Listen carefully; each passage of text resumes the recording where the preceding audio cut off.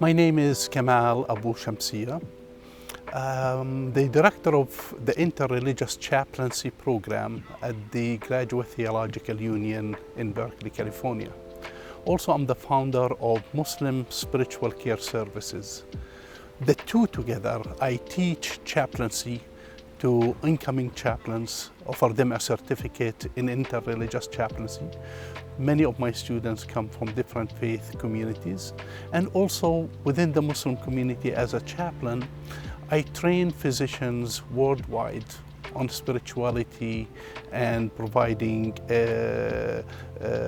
end-of-life care, spiritual care, the intersection between spirituality and medicine when discussing goals of care with patients.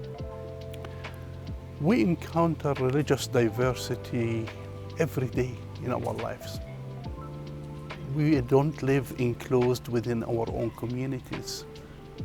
Our grocer, our physician, our baker come from different faith communities, but oftentimes we don't take the time to engage with them in discussion.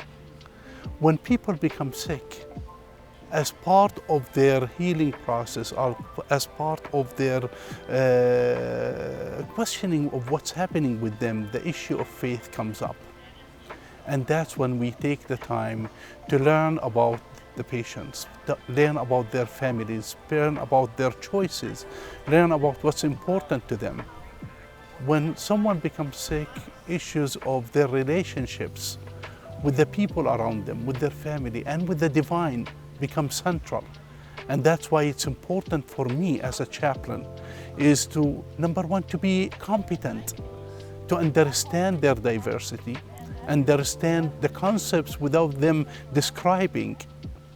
Why is it important? Because they are vulnerable communities and vulnerable individuals, physically weak and sometimes traumatized by experiences they had in their life that might be a cause of additional distress for them. As a chaplain, I've been at the bedside with many people from different faith communities, and we do have stories about our contributions and what we hear from our patients, what's important to them.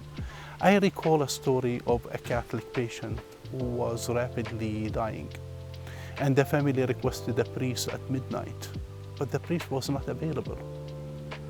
And the family was in distress. They didn't want to wait until the morning to receive a blessing from the priest. So here I am as a Muslim, standing next to a Catholic family and tending to their loved one. So we leaned on the mercy that we hold dear, and we leaned on compassion that we are there for.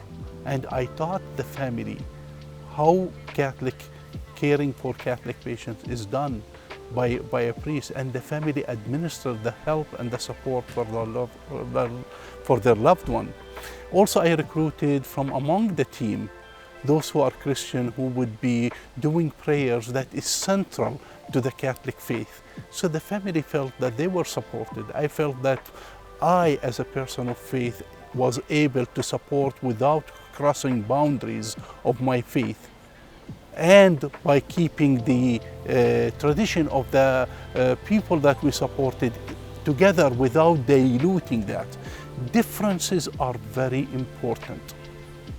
We're not there to erase differences. We're there to respect differences and to work through differences by knowing what's important to people and get the cues from them and being able to support them. As a Muslim, it's part of my calling to care for every person.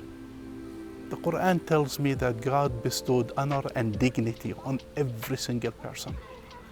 As part of that honoring is to relieve them from pain when they are in pain, to comfort them when they're in distress, to be by their bedside when they feel abandoned. That's part of my Islamic teaching, and that's how I demonstrate that by being there. At the same time, the Quran tells me about religious diversity.